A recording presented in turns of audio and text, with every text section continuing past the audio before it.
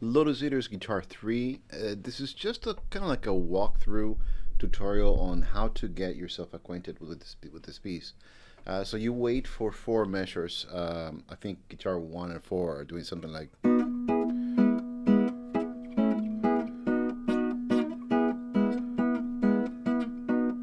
While you wait, right? And then comes your part. I'm going to switch angles here. Maybe this is a little better, or maybe this one. Well, that's focus. So 1, 2, 3, 4, 1.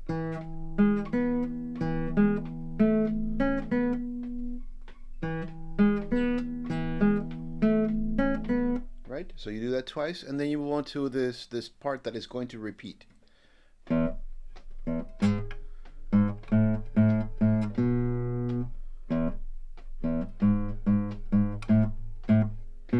Then you repeat it, right? So the reason why I was holding the A on the 6th string here is so that you have more control of it, right?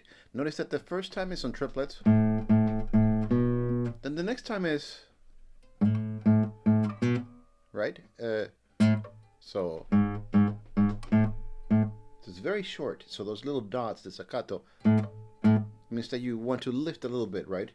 And on the right hand, you could just be muting, if you will, right?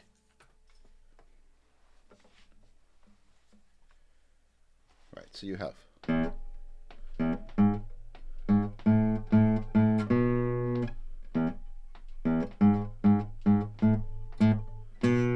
Then you repeat it, right? And then we get to the reason for this tutorial, the actual reason for the tutorial. It is, there are so many ledger lines, it's very high up in the neck.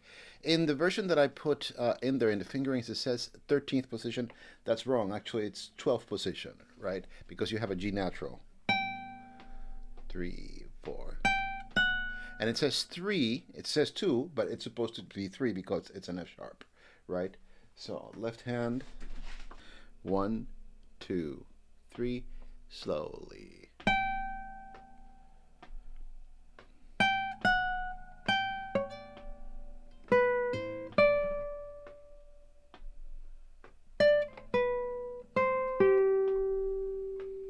One, two,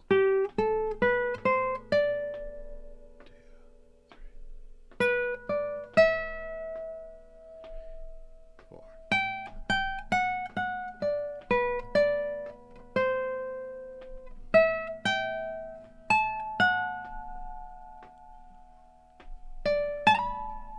So if you could just bracket any measure in this part, would be the pickup to measure 27, right? So you start with that,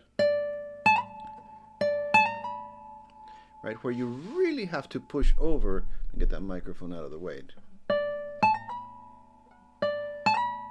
And what I do is I really lean on my second finger to really push that pinky over,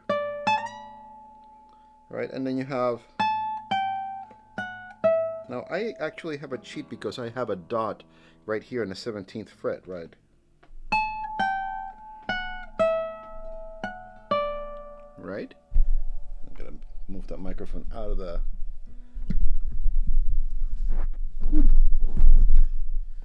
So just that.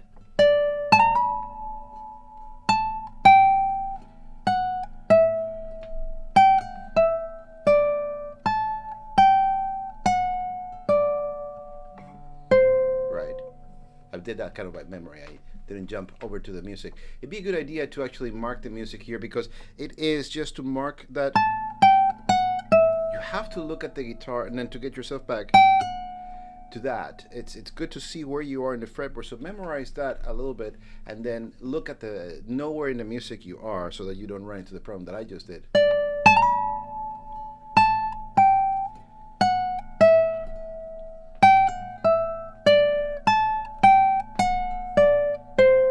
And then you jump to 10th position. 1,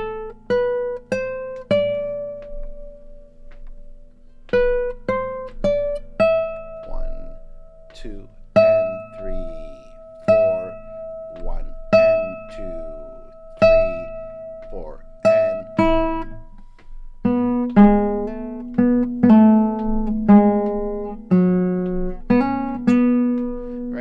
notice that way that I fingered it, I try to make as much variation as possible, right?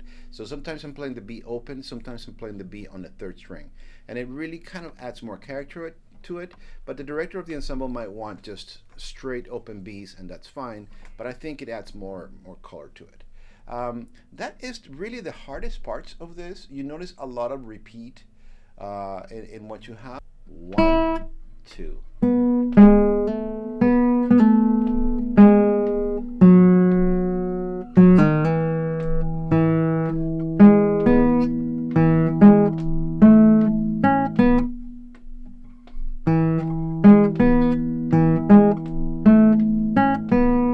You have, you know, 3 measures and another 8 measures of rest, right? And that's those triplet quarter notes that really kind of give it that really beautiful lazy feeling, right? So you got 1, 2, and a triplet 1, and a triplet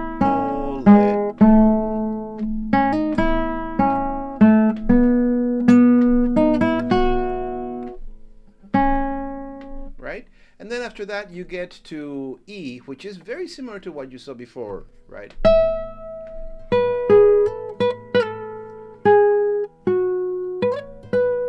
Right? It's still self-explanatory by the fingerings.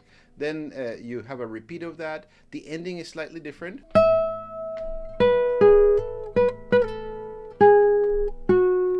Then 3, first time, and then the second time.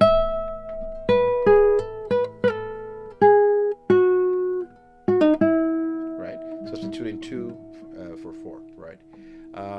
And then that next part on F is the same as B, what we covered in detail earlier on, so we don't need to cover it as much. G is the same as E, and the very ending, 94, is just like the beginning.